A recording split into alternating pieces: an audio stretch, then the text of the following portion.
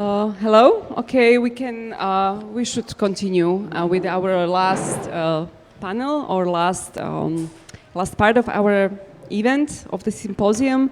I would like to introduce our last guest. We are very happy that Anya accepted our invitation and came here to Bratislava. She's Amsterdam-based designer, educator, and community organizer. She's investigating collectivity in practice. Anya's work revolves around the cross-section of digital and physical media, design and art education, and involvement in various interdisciplinary groups. In 2013, Anya co-founded the initiative Hackers and Desiners. Actually, we also on our exhibition in Medium Gallery.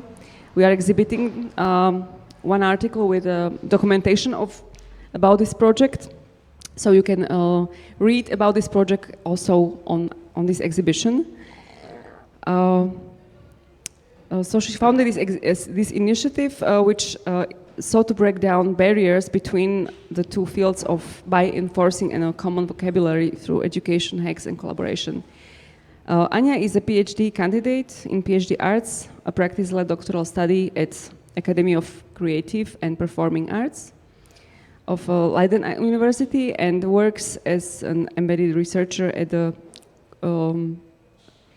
Bridging Art, Design and Technology through Critical Making. Since September 2019, Anya had headed the design department at the Sandberg Institute, Amsterdam, master of the Rietveld Academy. So I hope I didn't That was great. said something wrong. Okay. No, you did not. No. So I'll give you the word now, and after Anya's presentation, we can continue discussing all the issues we were talking about during last two panels. Thank you so much. Thank you everyone for still being here, staying with me. Thanks so much for the kind invitation as well, and your hospitality. It's amazing. I feel very taken care of. Thank you so much. Yes, it's true. I've been trained as a graphic designer as well in Germany and the Netherlands, and there is, I think, a general misunderstanding that I'm Dutch. I'm not. I'm German, and I'm just based in the Netherlands for quite a while. And my name is a very common Dutch name, actually. But in German you say Groten, and in Dutch you would say Groten or something like this. Yes, so I'm currently in the final stages of my PhD in artistic research. And a PhD in artistic research implies that it's practice-based. And in my case, my research has been very much influenced by my work with the Hackers and Designers collective, which I've been working with, as was just introduced since 2013. We organize all kinds of activities and projects, mostly at the intersection of technology, design, art, and education, and mostly with a hands-on approach. Sometimes self-organized, sometimes by invitation.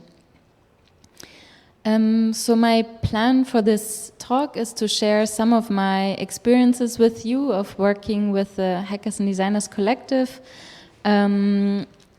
which I guess has also a bit of an autobiographic twist to it, perhaps, as I'm lately reflecting a lot about collective practice and writing about it as well within the context of my dissertation, realizing that the notion of collectivity, collective design has generally a rather positive aura around it.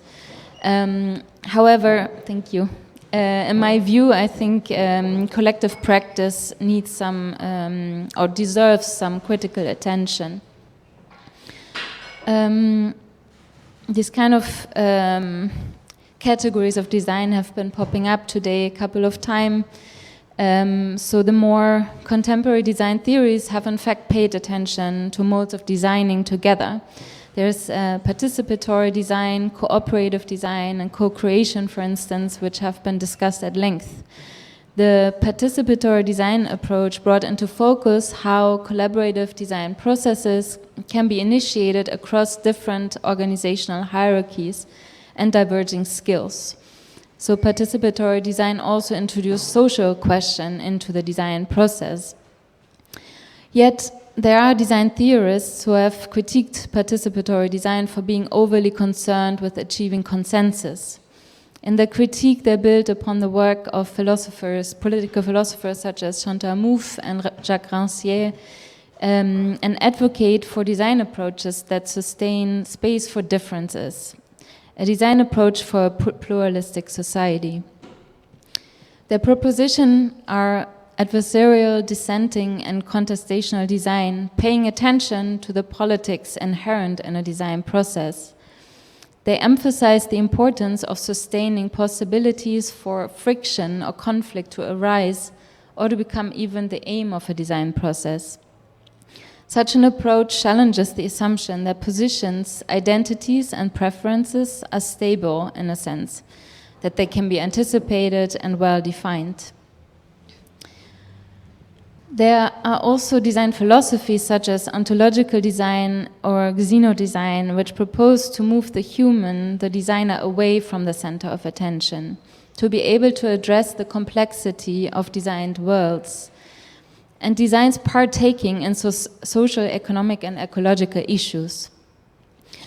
Those design philosophies paint a picture of design as crossing boundaries between disciplines, timelines, geographies, scales, human and non-human entities. And I'm telling you all of this more to sort of get rid of the design theories and to also establish that I'm aware there are all kinds of important accounts on working together in the field of design.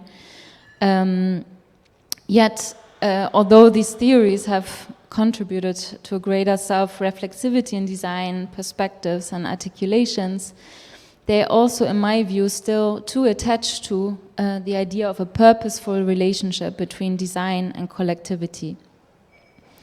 And I'd therefore like to draw a distinction between collectivity and other forms of being and working together, for instance, collaboration, cooperation, or teamwork, which to me are purposeful, goal-oriented formats and concepts, and important concepts.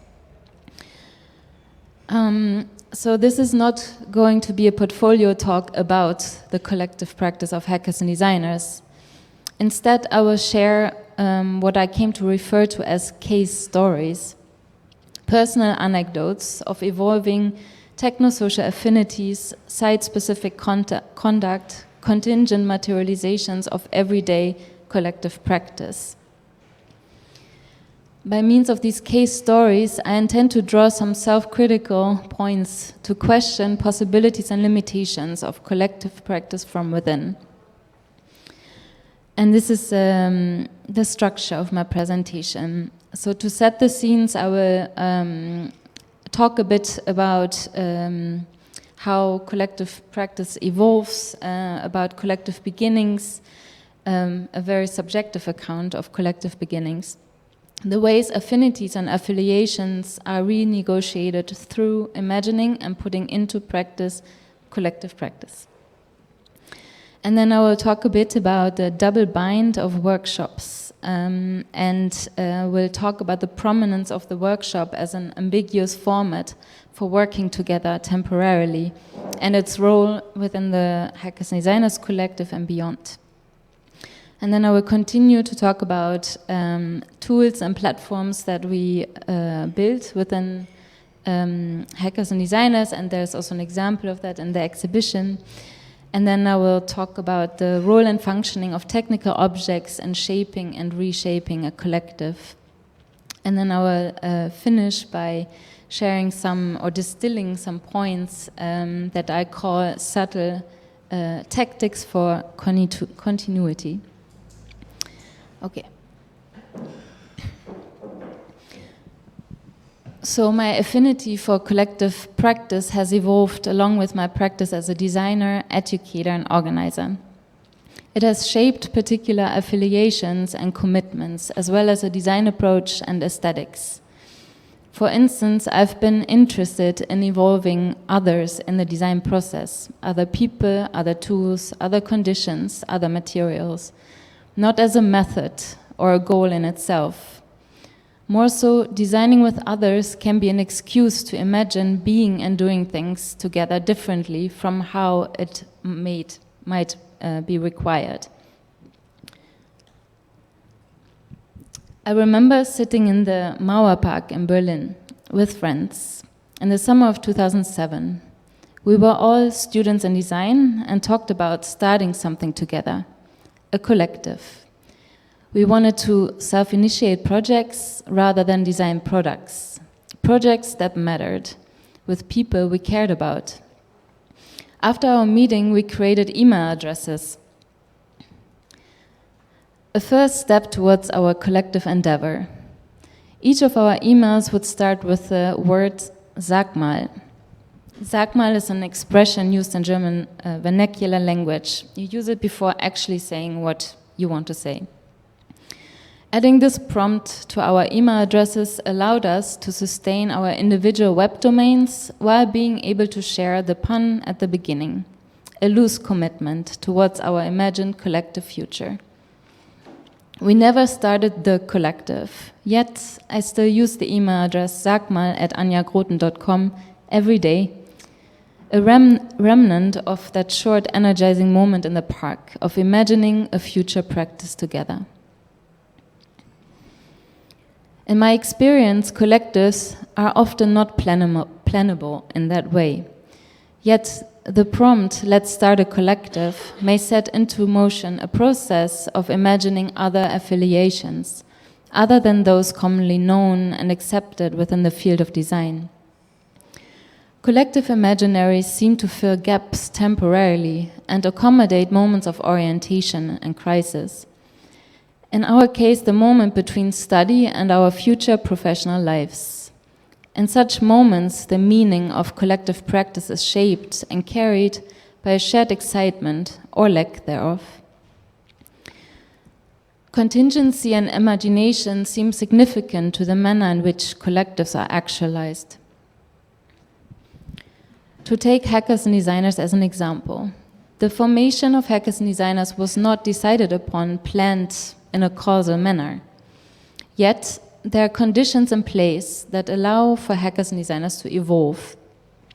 There's a certain ecosystem of self-employed practitioners who work at the intersection of art, design, computer programming, and education, and attend Hackers and Designers events. They often do so at moments of reorientation, when they feel the need to expand their network, acquaint themselves with new skills, or to meet new friends. As a collective, Hackers and Designers evolves along with the needs and interests of its individual members and the larger community around it. The people who are involved with Hackers and Designers are involved with other collectives and projects simultaneously and smuggle from one context to the other software repositories, peculiar terminologies, organizing principles, and learning methods.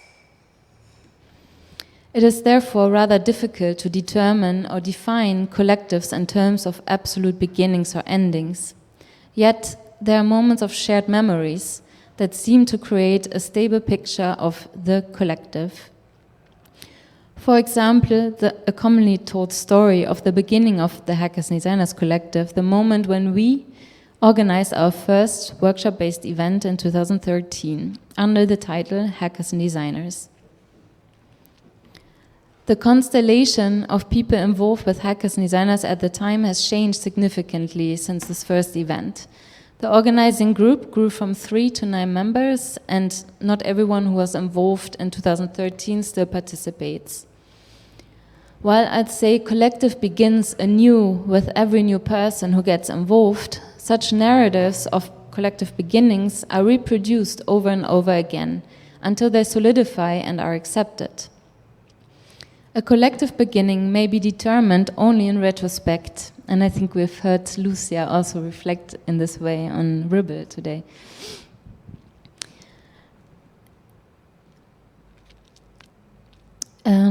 Yes, so a collective beginning may be determined only in retrospect and begins to solidify within the progression of the collective narrative, along with evolving collective vocabularies and socio-technical conducts. The narrative of the collective beginning is what binds a collective together. Thinking about collective beginnings in relational and contingent terms means moving away from the perception of a collective as being deliberate and purposeful, towards collectivity as something that may design itself to some extent. To locate my own personal collective beginning, my motivation for getting involved with hackers and designers, I might need to reflect on my experience as a design student and on working as a beginning designer in the field of design in Germany and the Netherlands. My affinity with collective work is intertwined with the experience of disorientation within the field of design, including a certain frustration with design as a discipline, an established field, and design as a practice, something that I'm involved in shaping and reproducing, and as a concept, a system of thought. When I studied communication design from 2003 to 2008 in Germany, I did not encounter many examples of collective practices within the design field. Best design practices were usually represented by individuals, charismatic designers who led design studios and creative agencies. The tale of the iconic designer included predominantly white male, either European or North American individuals. Their design studios were named after their names. So were their classes they taught in design schools. These predominant figures were recurrently featured in design symposia, design blogs, magazines, and books. In her paper, Is There a Canon of Graphic Design History?, Martha Scottford took a close look at what and who was represented most frequently in the historical literature on graphic design, that is, in the European and North American context. She found that there is a graphic design canon, which she critiqued as creating heroes, superstars, and iconographies. However, according to Scottford, and singling out individual designers and works, we may lose sight of the range of communication, expression, concepts, techniques, and formats that make up the wealth of graphic design history. Recalling my experience as a design student at the time, these icons of graphic design made me realize that most of them seemed to represent what I was not or did not want to be. They were loud, provocative, competitive, male. I was looking for ambivalence, being disoriented together, trying things out in the classroom or in the studio, in the presence of others, leaving things unresolved, picking up where someone else left off. Study is a time of orientation, a process of making sense of the design field and trying to find a way to relate to it. Yet what left me rather disoriented was the perception of the design disciplines as immutable, for example, through certain prefigured conceptions of expertise, skills, and best design practices, rather than something I could actively participate in shaping. Today, design disciplines are typified by fluid boundaries. New adjectives are frequently added to the design lexicon, such as service design, social design, open design, critical design, speculative design, design thinking. According to Rogers and Bremner, fluid patterns of employment within and between traditional design disciplines have become commonplace. The fragmentation of distinct disciplines has shifted creative practice from being discipline-based to issue or project-based. The dilution of solid disciplinary boundaries in design may be the cause of recurring existential crisis when being asked the all-too-familiar question, what do you do? I'm a designer. What kind? Graphic, fashion, furniture, interior. This is a quote from Dana Abdullah.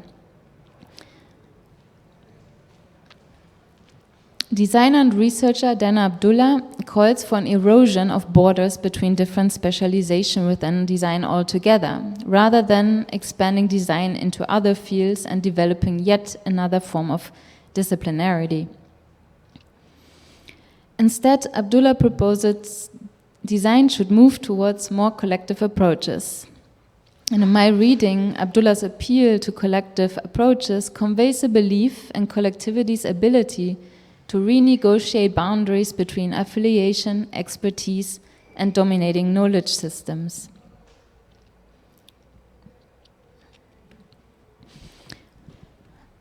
I can relate to the anxiety of not being able to explain or defend what I'm doing as design practitioner on the one hand.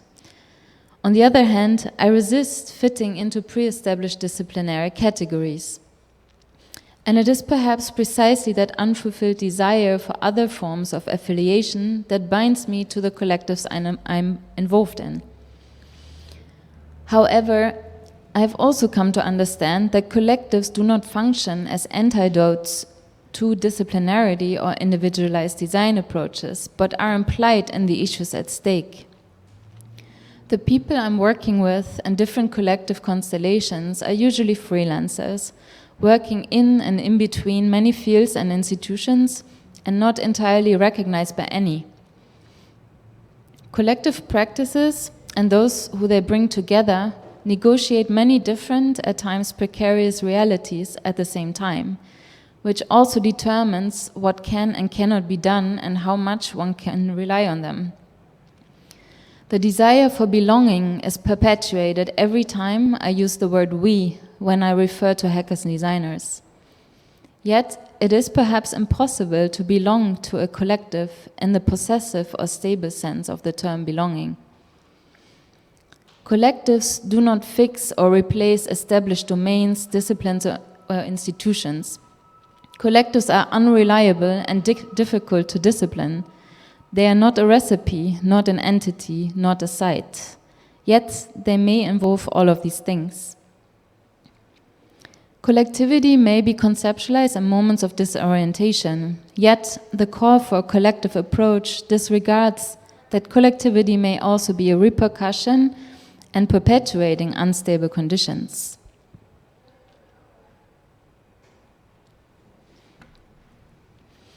One of hackers and designers' main activity is organizing workshops.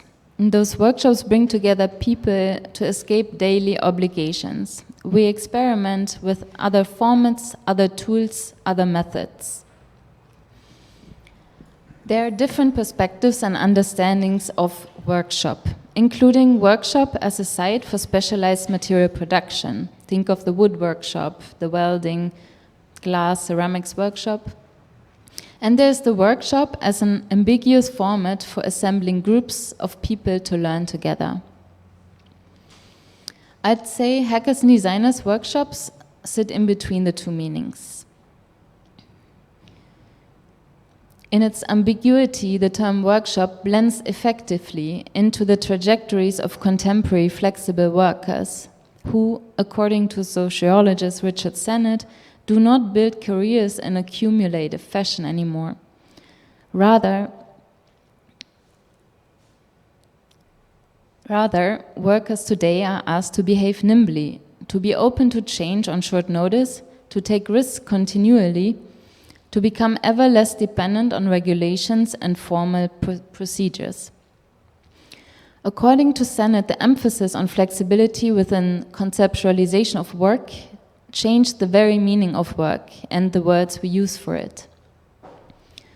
The flexibilization of work may require flexible concepts and frameworks like workshop or collectives.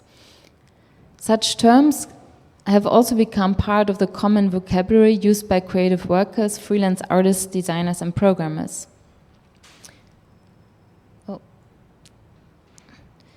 Who, according to designer and writer Silvio Lorusso, deal with disorientation caused by a constant shuffling of the cards, living in flexible times without standards of authority and accountability.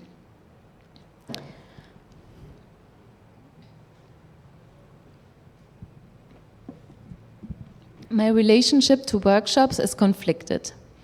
On the one hand, workshops' flexible characteristics have functioned in favor of the Hackers and Designers Collective. Organizing workshops is an activity that's equally loose and stable enough to keep doing what Hackers and Designers is doing. and keep those involved in hackers and designers connected. On the other hand, there are certain ethical concerns arising when perpetuating an image of the workshop as a format full of potential. Building collective ties as a base, based on the condition and formats that are flexible, short-term, spontaneous, and open for interpretation, can become difficult to combine with values as commitment, responsibility, caring for someone or something long-term.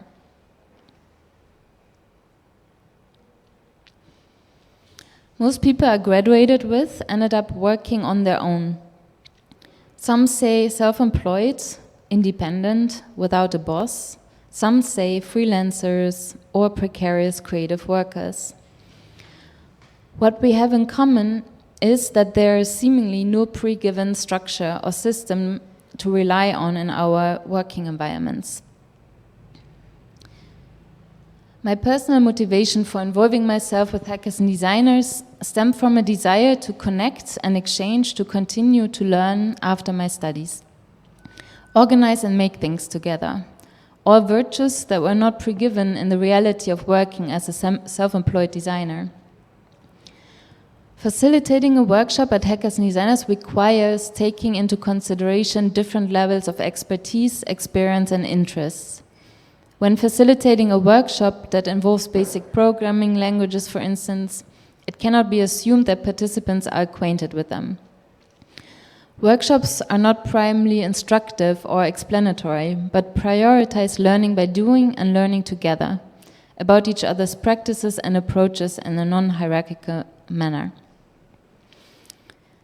The finality or perfection of a workshop outcome is not important. Thus, the focus is not so much on the product, but the process. For instance, on learning how to let a plant tweet when it needs water, turning battery-powered toy cars into drawing robots, or making batteries from soil. It seems less important to transfer specific skills or tools than offering a concrete occasion to witness how others do and make things.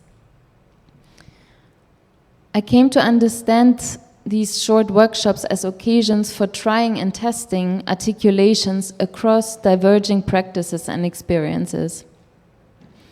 Experimenting with making myself understood and understanding the other through different registers: verbal, aesthetic, technical, physical, methodical.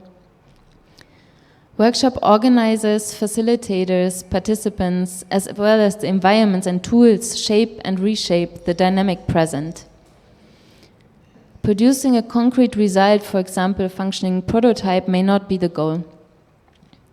On the contrary, a workshop may become an opportunity to escape the pressures of producing something final or useful. The stakes are low. Yet, it would be dismissive to say that nothing is produced or that it does not matter what is being produced. Spontaneity seems to always have been part of Hackers and Designers' charisma. Yet, it is not without commitment and effort the way the workshops are realized. However, the labor involved is not always visible, even though to us organizers.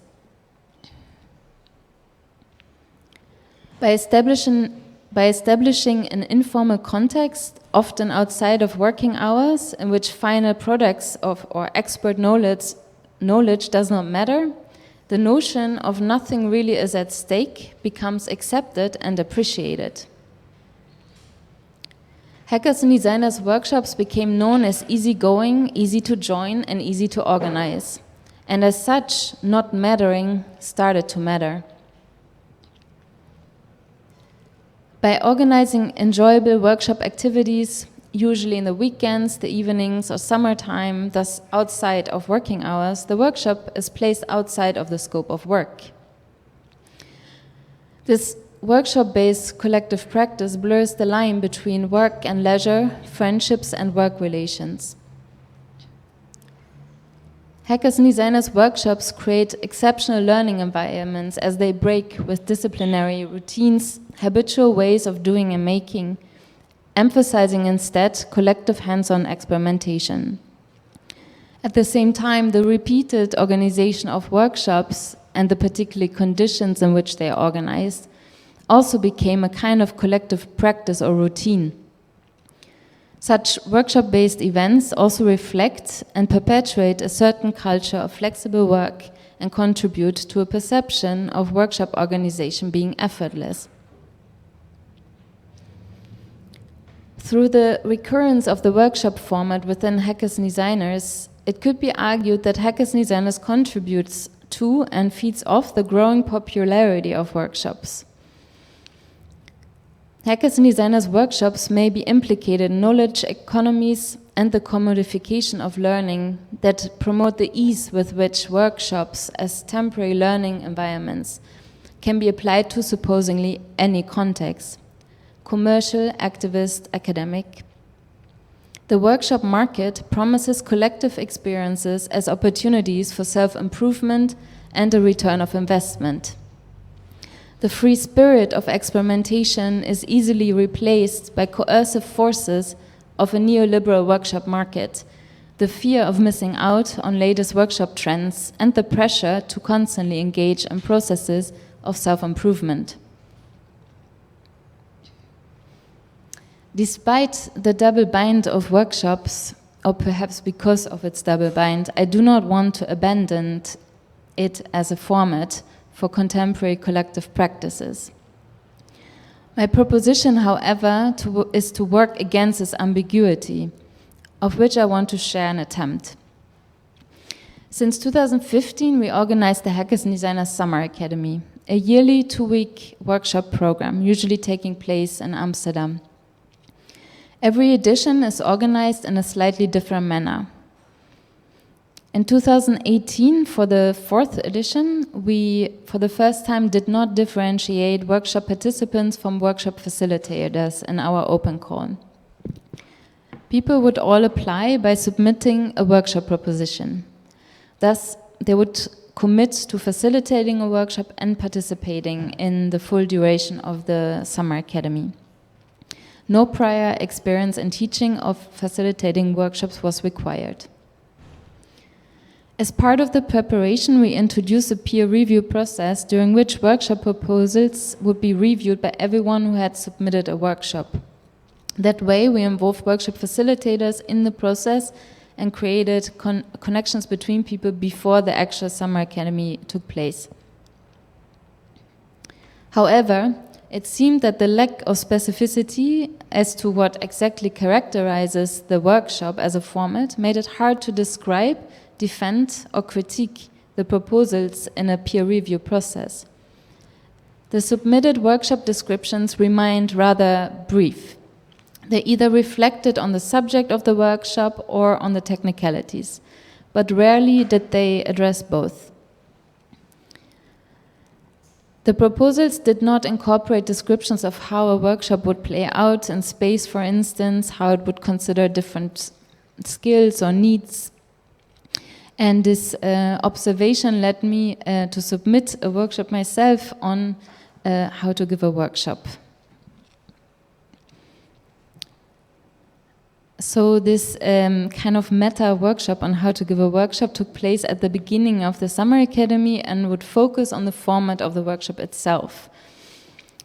And it was not intended to propose a recipe or protocol for the perfect workshop. The intention was to explore the format of the workshop itself as it had become kind of a substantial part and ingredient of Hackers and Desiners, but we never really reflected on it or questioned it.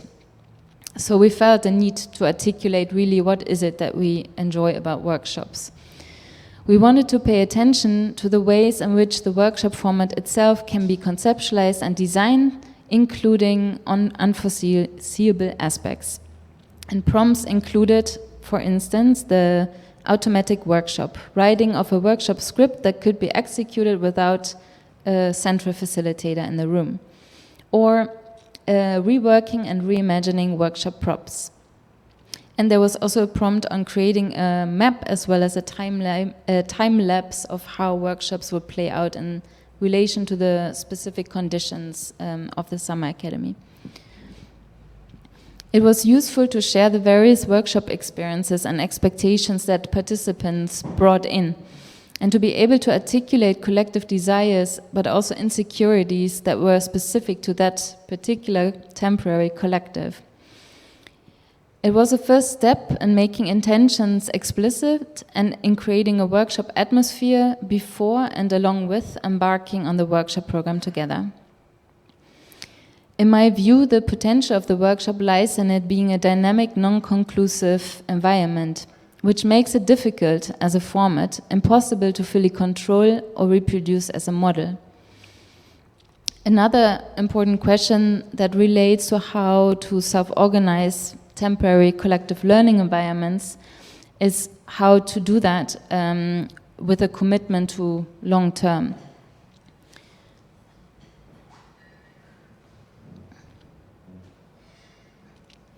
Over the years, hackers and designers developed practices, social and technical conduct that are, in my view, good examples of thinking about continuity.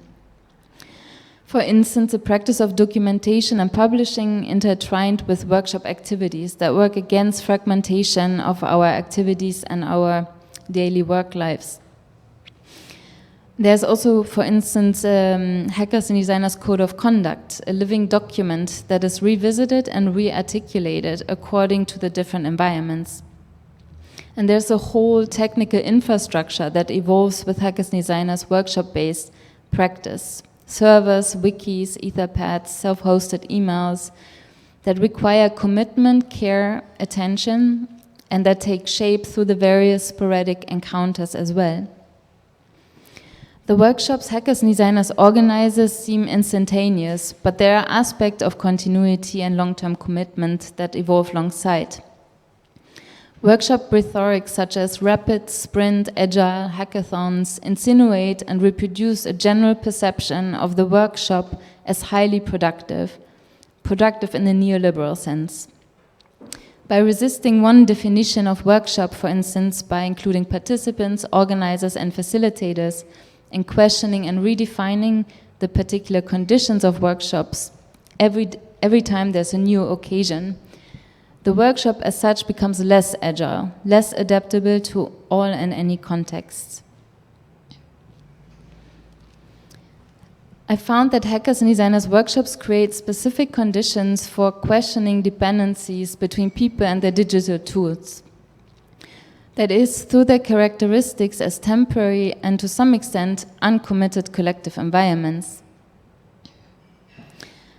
Educated as a graphic designer myself, there was a moment when my everyday tools, media design software such as Adobe InDesign and Photoshop, became harder to hack. That is, it became more difficult to find pirate copies that I did not have to pay for. Renting software felt like entering an expensive membership-only club.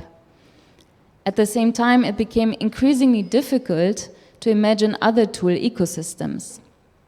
Everyone and everything surrounding me seemed to have established fundamental dependencies with Adobe's Creative Suite Cloud. And these were collaborating designers, photographers, illustrators, post-production firms, printing presses. Design students are not often offered many options when it comes to deciding which design tools they would prefer to work with, which means invest in, establish skills in, develop long-term relationships with, and start depending on. While offered at cheaper rates or for free or pirated at art school, Adobe software is often introduced as the only option, and because of that, becomes increasingly hard to avoid. Once a student graduates, and it turns into a costly service, unaffordable for small-scale businesses and independent designer. These discrepancies reinstate arbitrary borders between professional and amateur software use. These images are from a workshop I facilitated at the Hochschule für Gestaltung in Karlsruhe, where we hooked up battery-powered toys to our most comfortable proprietary design tools. And here's a video of one of the students who hooked up a toy camera to his screenshot function.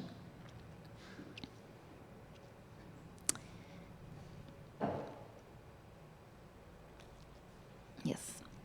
A whole net of socio-technical relationships evolve around certain ways of learning and working in graphic design, which inevitably solidifies our ties with certain tools.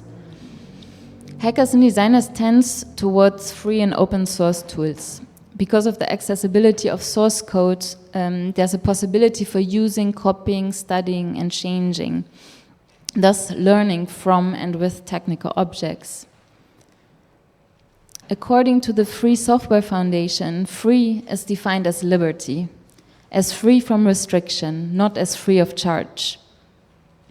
The collective aspects of free and open source software are expressed through particular modes of licensing and the practice of documentation and publication of source code on platforms for distributed version control. In the context of hackers and designers, these principles are explored in and outside of the domain of computer programming. Free and open source principles are nurtured through a shared understanding that nothing really is made from scratch, that the software and hardware we are working with have been passed through many hands. There are certain open source tools that hackers and designers accumulated around organizational activities, such as web spreadsheet tools like EtherCalc or the real-time collaborative note-taking tool Etherpad. Such tools and platforms are sometimes used to create plannings and budgets, minutes of assemblies, and sometimes they become tools or subjects or space for a workshop or a publishing infrastructure. I've mentioned that hackers and designers builds and works with digital tools that are situated in the realm of experimental publishing and graphic design. And these include tools, for instance, this one is called ChattyPub, which leverages an open source chat interface, which is called Zulip, and it's a bit like Slack, to apply styles and formats to the content of a publication. With this tool, we explored how a process of co-designing a publication can unfold, specifically when several people are designing at the same time, interfering with each other using a chat interface. So the CSS styling is applied through different emoji reactions. So I can define that, for instance, the octopus emoji stands for a specific font, or font size or color, and then someone else can add a style with another emoji or rewrite my emoji. And everything happens in the chat. A lot of these projects are really hard to explain. They're super easy to understand once you actually do it. Here are some examples of the ChattyPub platform. It's all web to print and open source, and we made small zines with it, but we also made a more elaborate publication with it called Network Imaginaries. And here you see it prints the emojis on the site, which indicate the styles. And at the end of the book, we have a CSS glossary of emoji styles. And then it was mentioned before, there's a project, I believe it's this one, that is featured in the exhibition. It's referred to as the momentary zine, and it basically leverages speech-to-text technology to create instant publications with a receipt printer. So it's kind of a publishing karaoke. So you speak into the microphone, and the software will recognize what you say, and then it searches images on the web, and based on what you say, you get the publication. And then another example is Heartbeat to Print publication. And this is basically this tool. It's based on processing, and what it does is it recognizes a heartbeat through a pulse sensor and the volume of my voice, and according to these two inputs, it designs a publication. So what you don't hear is that I'm actually reading out loud the publication, and that's how I design it. And I was connected with a pulse sensor. Very complicated, but it's actually really intuitive. Yes. Okay, this is another example of a publication we did, and we designed it in the web browser, and the cover functioned as the interface to the web browser. So basically we replaced our keyboard and mouse with a conductive print on the cover, and we hooked it up to our computers, and by touching these surfaces, things would move around our screen, and we would design the publication with. Yes, okay. So such experimental tools are often activated through workshops and are used to design small edition self-published printed matter. And the appreciation for such self-made tools seemed to lie in the process of building tools. And in my experience of conceptualizing and designing with such tools, there's a common understanding that tools are not mere instruments, but that as tool users and makers, we are implicated in them in ways that go beyond their immediately evident utility or the products they may produce. So oftentimes these design processes are rather unpractical, and they will definitely break with certain design habits. Furthermore, the process of developing experimental tools and publications tends to be distributed across different workshop situations, different people, different technical infrastructures, and is driven by spontaneous curiosities as much as by a commitment to capture and share the otherwise rather ephemeral practice of hackers and designers. So there's really, it became a routine every year to make a publication, to check in again with the community, see how projects evolved, to reflect together, make plans for the future. Okay, I'm almost done. Yes, so as I mentioned before, it is often during moments of crisis and disorientation when desires for collectivity are articulated. People are calling for collective approaches as a form of disciplinary disobedience to counteract permanent insecurity, to redesign economies. Collectivity is proposed as an organizing principle that embraces care and resists exploitative forms of life. However, collectives seem to be often rhetorically used as stand-ins for what is not functioning. And these ongoing calls for collectivity do not often address how precisely is collective design put into practice. I propose a view on collective design processes as taking part in and resulting from particular, often fragile socio-economical and technical conditions that pervade and shape the ways collectives function. There are various maneuvers that hackers and designers developed throughout the years, which I call subtle tactics. Such tactics are not necessarily deliberate. They evolve through a specific collision of people, tools, environments, and should therefore be not understood as recipes. For instance, there is what I mentioned before, this effort of making oneself understood through collective design practice. So staying with that effort and being in a situation where everyone has diverging needs and backgrounds, to keep trying to make yourself understood. Try out different ways of articulating in relation to other practices across differences. I've also proposed the automatic workshop, the workshop script, or the workshop about workshops, which are all attempts to make explicit and critically interrogate the otherwise ambiguous format of the workshop, as it has become unquestionably accepted in many, in hackers and designers, but also many other contexts. Then there's the refusal of efficiency, usefulness, finality, which in my view carries the potential for subtle but effective forms of resistance against a general acceptance and normalization of such unstable, precarious times and working conditions. And related to that is the tactic that I call slow collective processing, which is imagining trying out and testing tools and platforms through various workshops, meetups, in various contexts and different constellations and different timelines, in a pace that nobody is left behind, regardless of diverging socio-economic realities.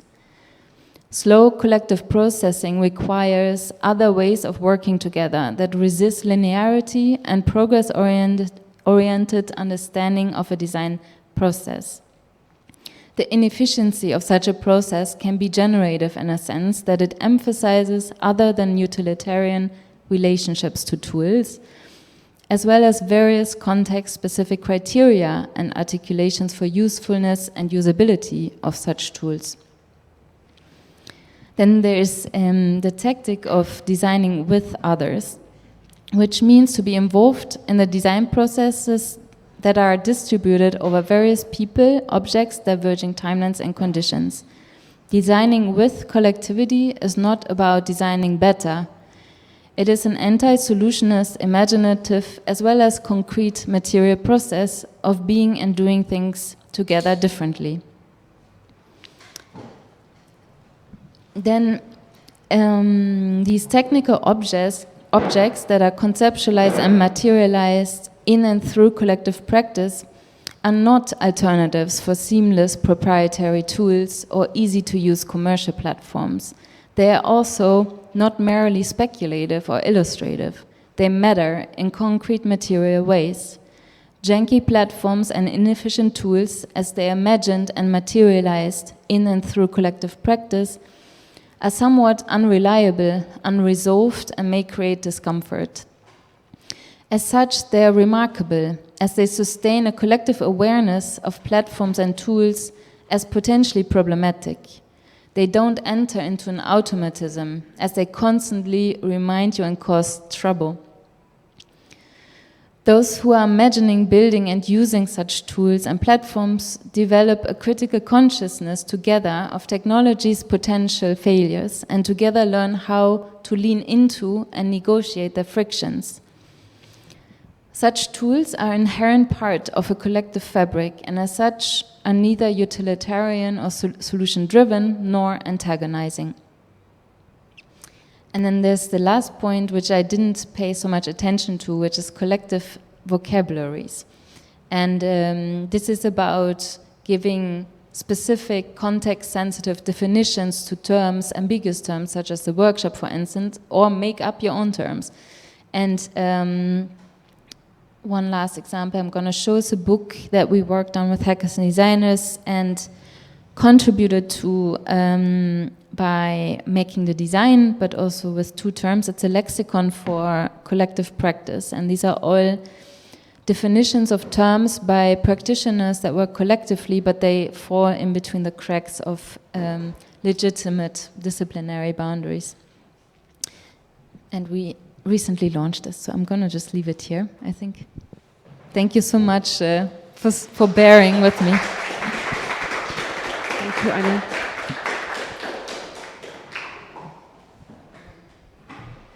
Okay, first, are there any questions for Anya's presentation? The hacking as a new method, very interesting method, or this collective practice, which is her agenda actually during her PhD studies. Is there some question?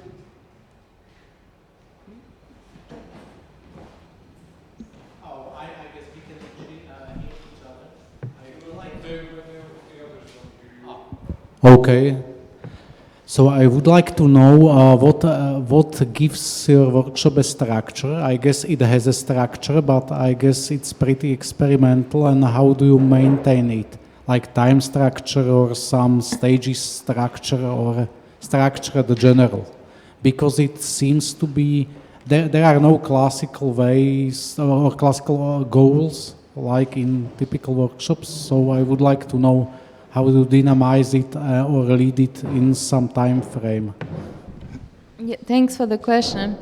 I know it's very dissatisfying, but I'm kind of resisting generalizing definitions of what's a good workshop, I guess. But of course, I think what I was trying to get across with the workshop on workshops, and just one example is, for me, it's important to set a condition where what is expected can be defined in the situation. So I think for instance, with my students, we do this also at the beginning of an academic year. We discuss together what do we want from a learning environment, and also bring in all the baggage that they come with from previous education, traumas, and all of that, notions of productivity and what you have to perform. And I think in a workshop's quite similar, that we've all been there, we've all left disappointed, or had like big expectations and nothing happened, or we felt exploited after, like, oh, this was just like cheap labor, you know.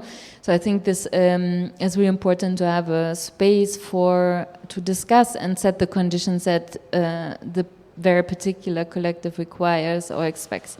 But this is actually exactly what critical design is, or critical practice, or critical evaluation. That you evaluate first, you raise questions, what participants disliked in past workshops, what they would like to avoid. This is actually how also all designers should work. Like, first evaluate the issue they are dealing with, and then continue. Kind of acknowledge their differences, right? Their difference of positions and experiences, and there's a lot coming together in such a space, and we cannot just assume we know the same things, or we have the same knowledge, or the same traumas, you know. And so it's really important to give a space to address this somehow beforehand. But it's also constant iteration, so it's a constant practice and revisiting, also within the collective of hackers and designers, because we all have an idea what we think is interesting about organizing workshops, but you tend to assume that that's just general knowledge when you enter a space, that people kind of understand it should be like hands-on. That's something that we find important. But then it's really important to keep explaining yourself why you think it's important, and you will realize it's not the same. You will not repeat yourself. You will, every time again, you will have another nuance, another understanding of why you do the things you do. And it's always because you are in relation to someone else.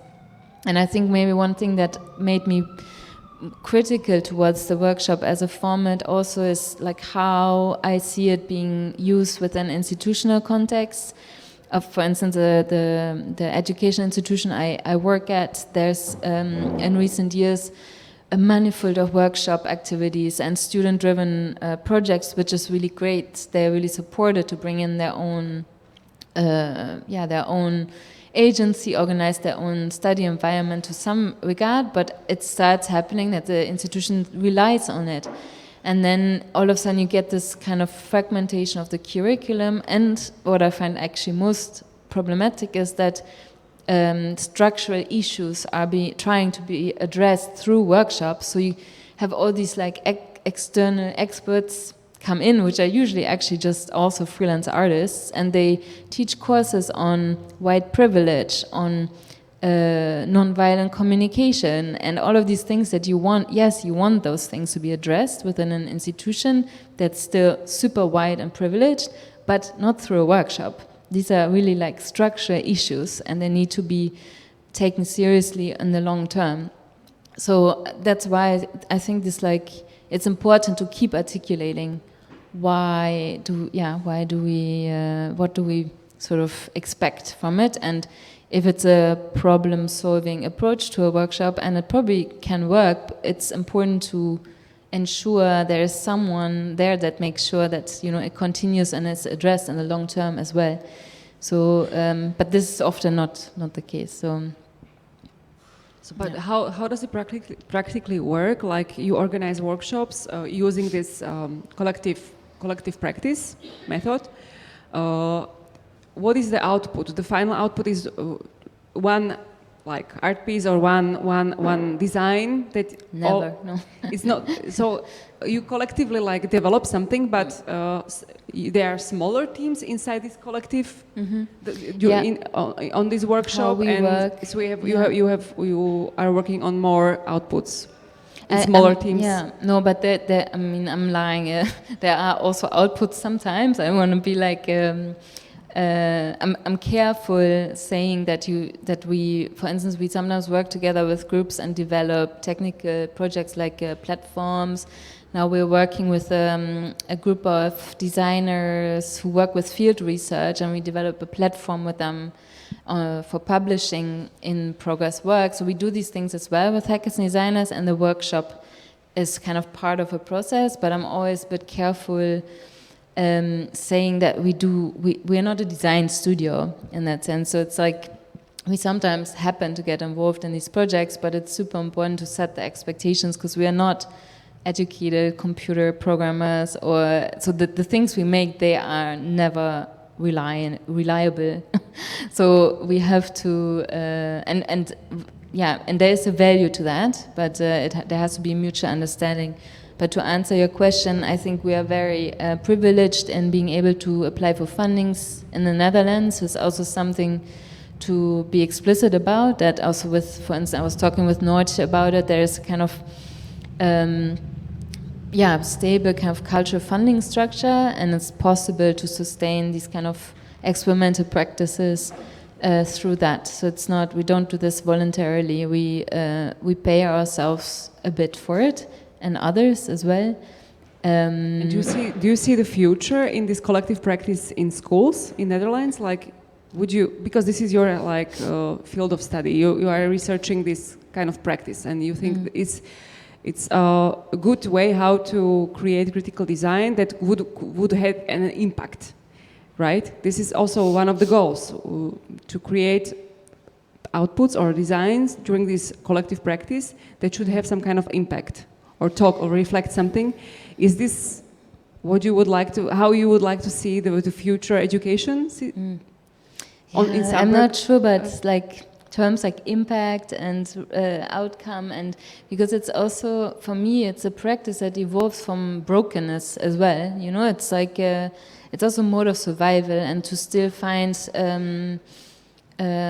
complicits and allies to do the things we like to do, but it's at the same time also perpetuating the problem. So I'm not so sure about impact, to be honest. I think perhaps what it does do is it sustains kind of an environment where we can self-critically reflect on our implications and all of the issues. So that's for me maybe more when it comes to like criticality. I don't really affiliate with this notion of critical design as it was established by Dan and Raby at all. I think it's really about accounting for the trouble you cause as a designer, undeniably. You know, it's not about we are going and disrupting, you know, broken systems. No, we are the cause of the broken system.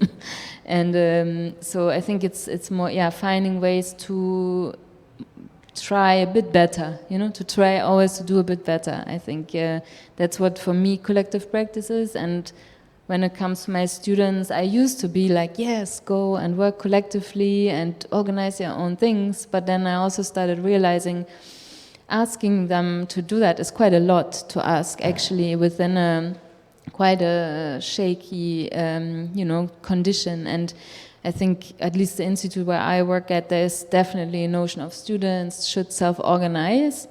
But at the same time, I think it's really twisted that institutions build on, you know, like students self-organizing as well. So it's I think it shouldn't be, if they do so, it's great, and I would always support it, but I would not assume them to do it, or I wouldn't expect it from them, because I think there's just so much they have to deal with in these times. Maybe Lenka has some question? Oh yeah, Lenka. Yeah, I'm here. Sorry. Yeah, thank you, Anja, for a really in-depth presentation. It was very interesting for me because I work with workshops in my practice quite a lot, and I'm often questioning myself, like whether it makes sense doing so, because there's this paradox. Can you hear me? Yeah, we hear you, but we not yet see you, but it's coming. I'm not a Zoom person. I'm never on Zoom. No worries. It's not so important to look at me. So I wanted to ask about this paradox that I often feel, that usually workshops that seem to be the most useless are, I think, the best. But then there is this problem of, you also mentioned that, to sustain this kind of experimental creative practice, you need to be funded publicly as well. And then or maybe it's an academic research which is also funded. And in these kind of situations, I feel the pressure to deliver some kind of outcomes. And there was this word of impact, like what was done, so what will become out of it? How can you measure this outcome, this impact? And actually, it's really hard to explain that. Yeah, like sometimes it's not measurable, and sometimes we even don't understand what just happened over those 2 or 4 hours. Mm-hmm. And maybe those people will realize it in half a year, or with some distance. But maybe you can tell us something. No, and I also don't want to free myself from this notion of there's anything we need to produce, because we do apply for cultural fundings, and then we decided to do that through what's called the activity program. So there's an idea of eventness to the things we do. We consciously don't apply for project funds to not have that burden of having something precious at the end. But then the activity program has its own implications of constantly, producing these kind of events, and so there's definitely that, and we need to account for it as well. So we need to write reports, what happened. We need to count the people who join. Things like this. But I think it's more maybe a matter of, I like this notion of smuggling, or trying to use existing infrastructure and possibilities to do the things we want to do. So you write your funding applications towards a certain program, but you manage within that to do other things. I don't know if that makes sense. And I think collectives do that everywhere. Also, I have colleagues and friends, design educators in the US, who everything is very institutional there, and they found ways to occupy spaces in the summer holidays, to organize quite radical events in between institutions, and sort of get some money here and there from different pots, and quite creatively manage to create these spaces, critical spaces from within. Yeah, I think this will be also probably difficult for Clara when she describes. I hope she's still sitting somewhere. When she described her upcoming program, which is embedded in a really rigid institution, and yet it's very surprising how experimental and open it's going to be. And I'm really curious how that will that. I just hope that she will not have this problem of explaining the deliverables at the end. I hope so too. But still, I think it's also an opportunity, to change a bit the narrative, and then maybe you say quickly, there's deliverables, and you just, I don't know, you find other ways. I think that's what creative practice is, to work. Because I mean, if you get all the freedom, what does that even mean? I don't think that's not a thing anymore. No, autonomous design practice. I don't. I think we are over this. We have 5 more minutes till the end. We are running out again of time. I have one other question, very short one. If you can imagine to do this kind of workshops without some goal on productivity stuff in the broader public, because I guess the time being is the value here, not some goal. I understand it as some collective meditation over some maybe fictional or non-existing goal, and it's very nice in our age of growing isolation, and maybe it could be nice social practice. And, did you try to do it also with non-art students or design students? Yeah, no, definitely. And there's also, people get a lot out of it, of course. It's just something that we cannot always anticipate, I guess, and perhaps we don't aim to do that, but we want to create an open environment where people can take out of it what they want. But with, especially actually the Momentary Zine is our one-hit wonder. We go to all kinds of festivals with, doesn't matter who, it's very intuitive. You just speak into a mic and everyone finds their own way of relating to this tool. Some people, they're really curious about the algorithm, and then they start speaking to the computer and to the algorithm, and then the thing comes out. Some people start interviewing each other, and there's a zine coming out. Some people go in a corner and confess something, and then they just take it home because it's just a one-off. We don't make an edition. It's just every zine is unique. And it also, because it's on the receipt printer, it vanishes after a while. So there's the temporality to it. So and also with this other workshop, which we do with different age groups, so with kids and grown-ups, and it's on making mini internets on solar-powered Wi-Fi modules, and they can kind of live on solar power around, and you can only put 2 MB website on it, but you can make scavenger hunts and all kinds of strange stuff. And we want to continue working more with kids and offering space for people, especially single parents, to think together and make things together with their kids critically, and build a critical understanding of technology. Without having the situation where kids are going to the crafts table so that grown-ups can learn how to program, but that everyone joins in the same capacity and really benefits from each other. So that's something we, for the next year, we want to work on much more in terms of formats for workshops. Yeah. Maybe in this moment, Francesco would maybe for the last time would like to join our discussion. Francesco, are you there? Yes, I'm okay, here. So we have some minutes till the end. So it will be very nice if we could have the chance to talk with you again.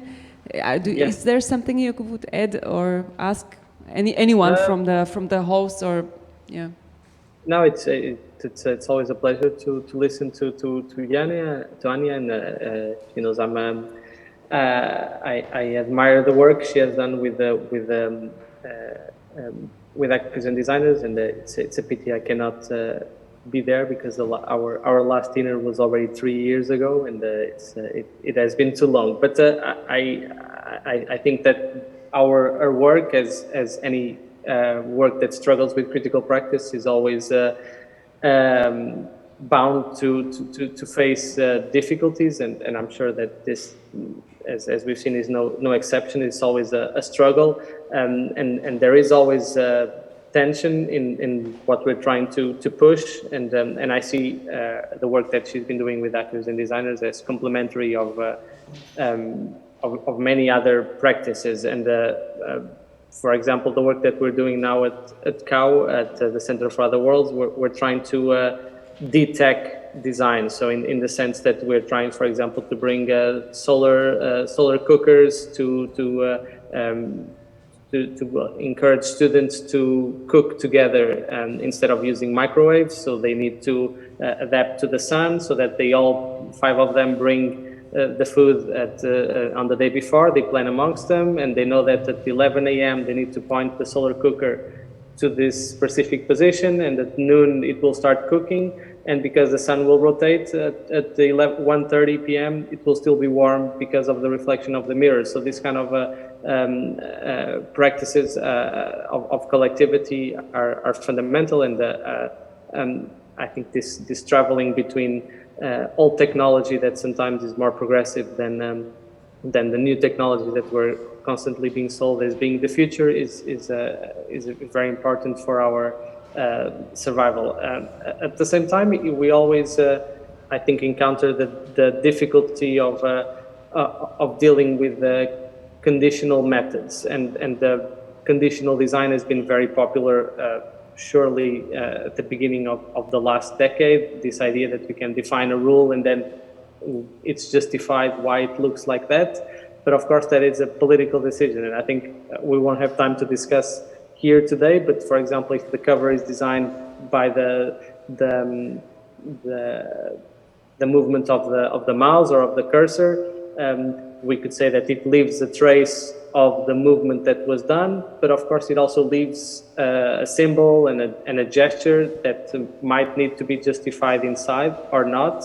And if instead of that marks, what could have been there to deal with the complexity of our life world. So it's always a political and visual gesture, even though we might let technology under some criteria to define what things will look or behave.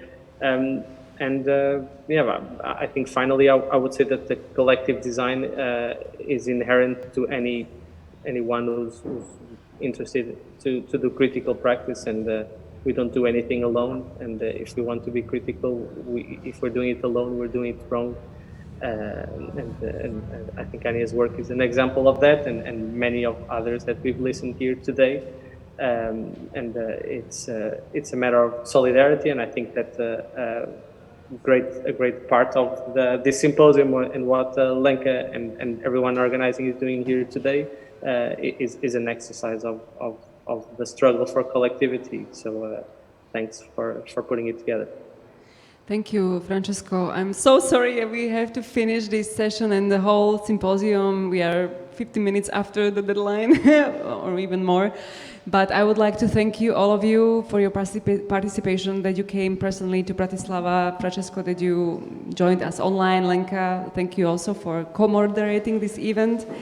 I think this could be a nice start in Bratislava for these events for the next future. I hope we will be successful in our collective practices, collecting the money for such events or similar exhibitions or symposiums. We'll see what the future will bring.